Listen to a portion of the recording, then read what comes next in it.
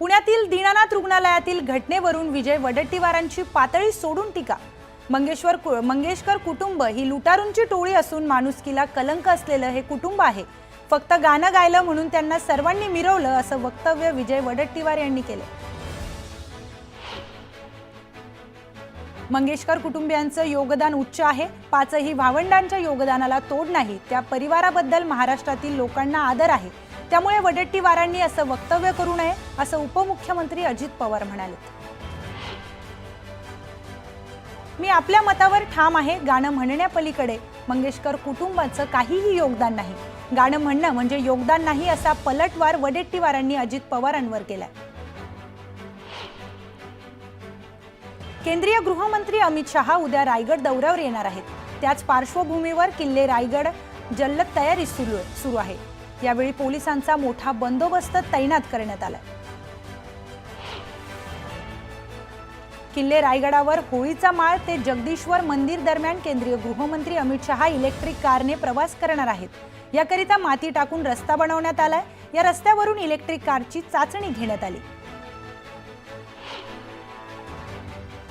केंद्रीय गृहमंत्री अमित शहा रायगड किल्ल्यावर येत आहेत। या दौऱ्यात ते खासदार सुनील तटकरे यांच्या सुतारवाडी या निवासस्थानी भेट देणार आहेत। या भेटीमुळे रायगड पालकमंत्री पदावर परिणाम होणार अशी चर्चा सुरू झाली। अमित शहा रायगडला असल्याने सुनील तटकरे यांच्या घरी जेवणासाठी जाणार आहेत।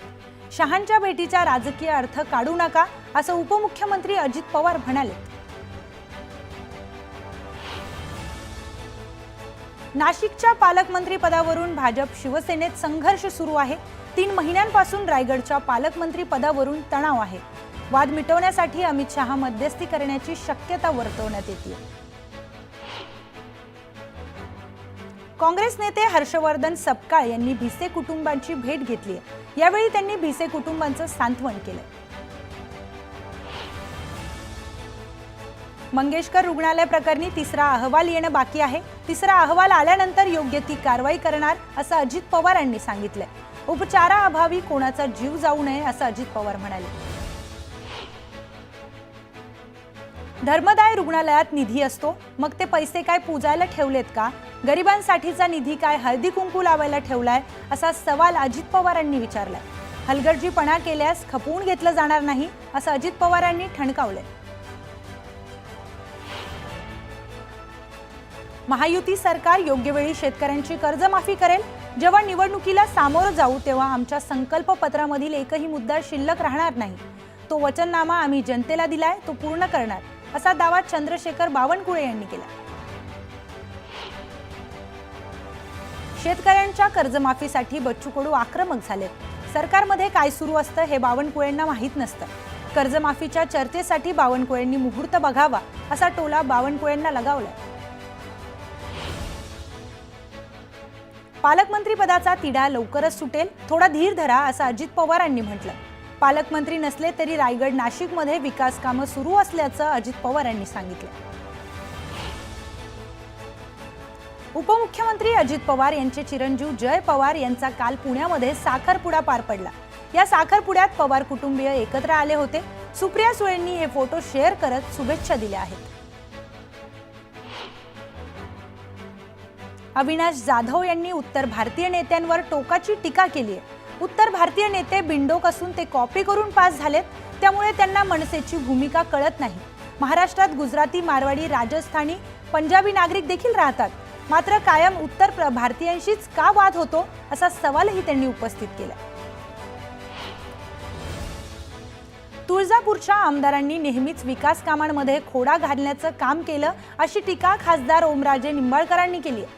विकास कामांना निधी स्थगितीसाठी राणा जगजितसिंह पाटील जबाबदार असल्याचा आरोप निंबाळकरांनी केला। घरगुती सिलेंडरच्या दरवाढीच्या निषेधार्थ विक्रोळी ठाकरे गटाच्या सुनील राऊतांसह कार्यकर्त्यांनी आंदोलन केलं। मात्र आंदोलनासाठी परवानगी न घेत रस्ता अडवला आणि पोलिसांच्या आदेशाचं पालन न केल्यानं त्यांच्यासह पदाधिकारी आणि 300 कार्यकर्त्यांवर गुन्हा दाखल केला। महात्मा फुलेंच्या जयंतीनिमित्त बारामतीत फुलेंच्या पुतळ्यास पुष्पहार अर्पण करून पूजन करण्यात आले। यावेळी बारामतीचे मुख्याधिकारी तहसीलदार उपस्थित होते। जळगाव शहरातील फुले मार्केटमधील महात्मा फुले यांच्या पुतळ्याजवळ महापालिकेकडून कोणतीही सजावट, मंडप, रांगोळी किंवा स्वच्छतेचं काम न केल्यामुळे आमदार सुरेश भोळे यांनी महापालिकेवर संताप व्यक्त केलाय।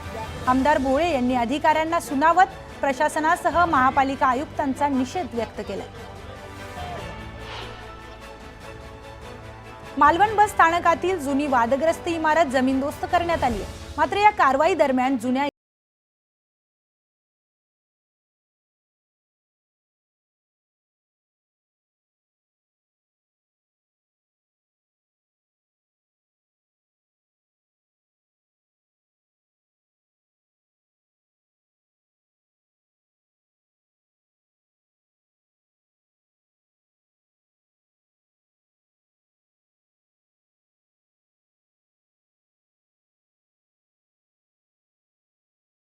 केशवर महाराजांच्या रथाची मोठ्या दिमाखात मिरवणूक काढण्यात आली।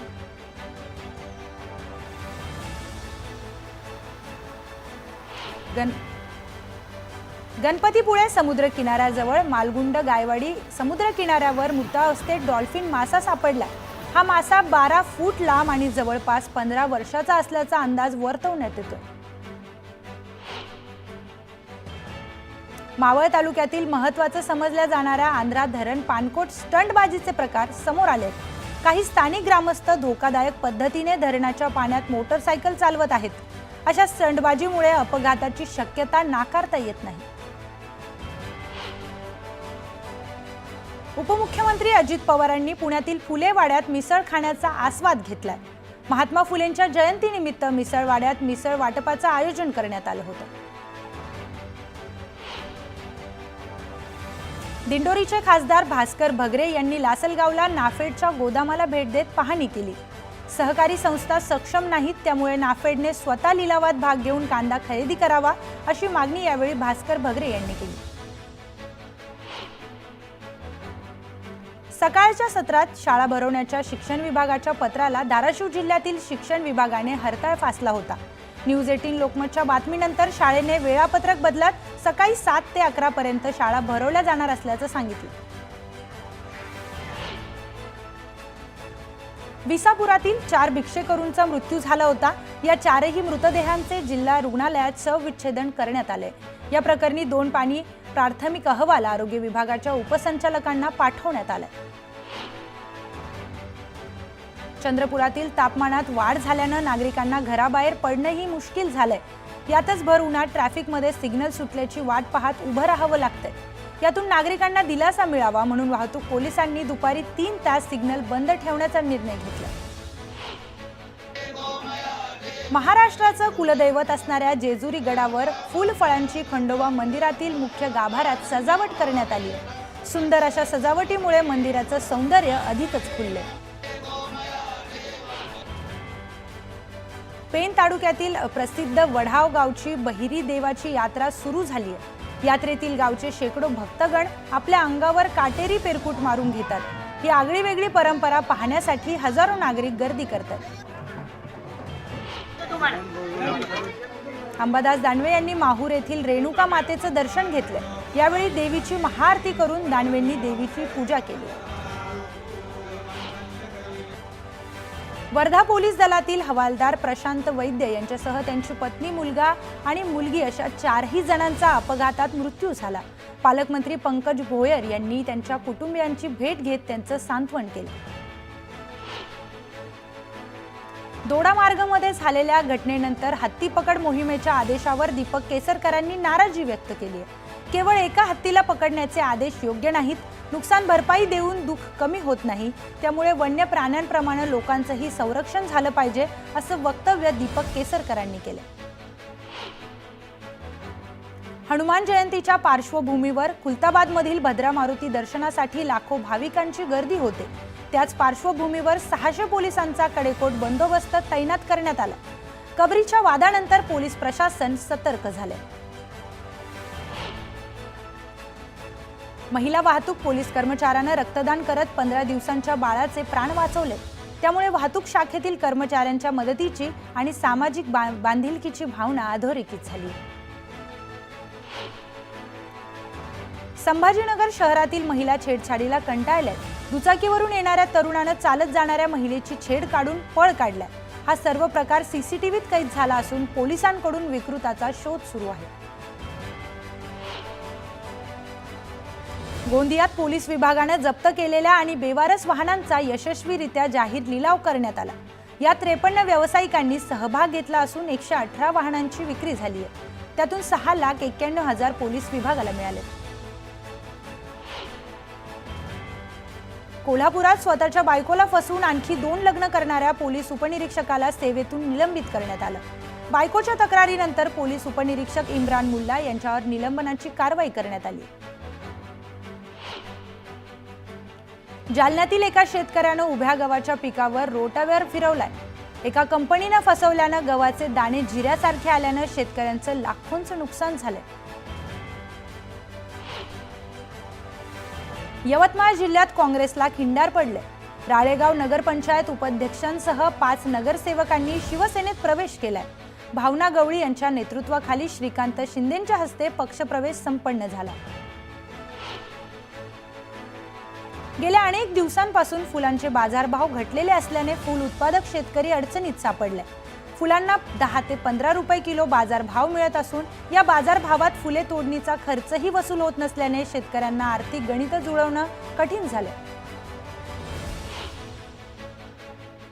अकोल्यात डासांची पैदास झाली आहे। महापालिका आयुक्तांनी यावर 4 दिवसात उपाययोजना कराव्या, अन्यथा आयुक्तांच्या निवासस्थानी जाऊन झोपू असा अजब इशारा अकोल्यातील भाजपचे माजी नगरसेवक गिरीश जोशी यांनी दिला। उन्हाळा सुट्टीच्या पार्श्वभूमीवर पिंपरी चिंचवड शहरातील वल्लभनगर एसटी आगारात जादा बसेसचं नियोजन करण्यात आलेलं नाही। त्यात प्रवाशांची संख्या वाढल्याने बस वेळेवर मिळत नसल्याने प्रवाशांना खासगी बसने प्रवास करावा लागतो। दातीवली तलावाच्या सुशोभीकरणाचं काम सुरू असतानाच नवीन बांधण्यात येणारी भिंत कोसळली। बाजूला उभ्या असलेल्या रिक्षा आणि स्कूटरचं नुकसान झालंय।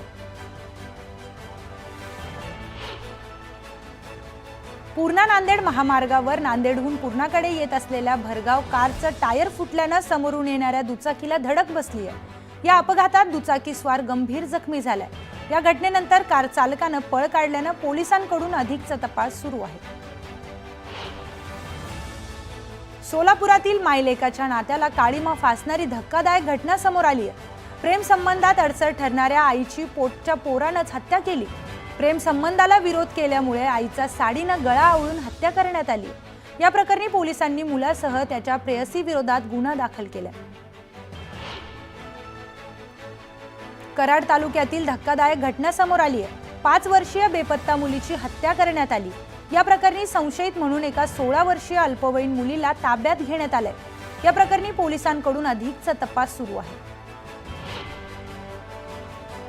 गोंदिया जिल्ह्यातून जाणाऱ्या मुंबई कोलकाता राष्ट्रीय महामार्गावर आरटीओ चेकपोस्ट नाक्यावर कार्यरत असलेल्या 6 परिवहन अधिकारी योगेश खैरनार याला लाच घेताना रंगे हात पकडण्यात आले। या प्रकरणी देवरी पोलीस ठाण्यात गुन्हा दाखल करण्यात आला।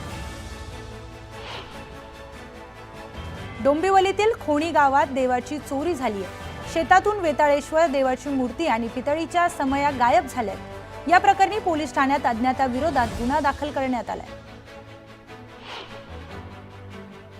दापोलीच्या आंजले खाडीत सक्शन पंपाद्वारे अवैध वाळू उपसा सुरू आहे। शासनाचे नियम धाब्यावर बसून खाडीतील वाळू काढण्यात येत असल्याने वाळू माफियांवर कारवाई करण्याची मागणी केली जाते।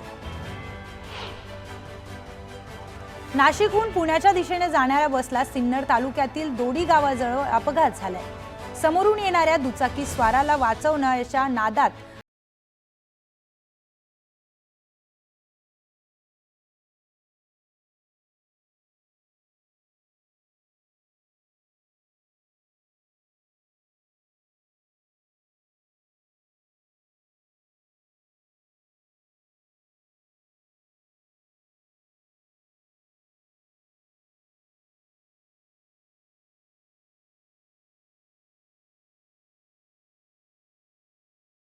प्रशासनाने सकारात्मक भूमिका घेत या रेल्वे मार्गाचा सर्वे करून रेल्वे बोर्डाकडे अहवाल देणार आहेत।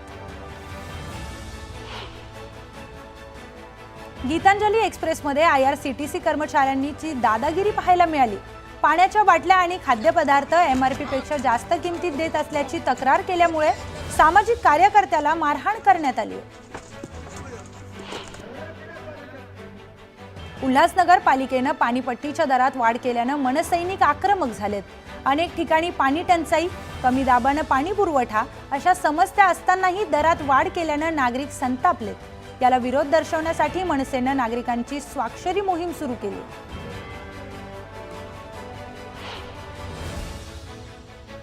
याचबरोबर वेळ झाली एका छोट्याशा ब्रेकची. लगेच परत येतोय. आपण पाहत रहा न्यूज 18 लोकमत.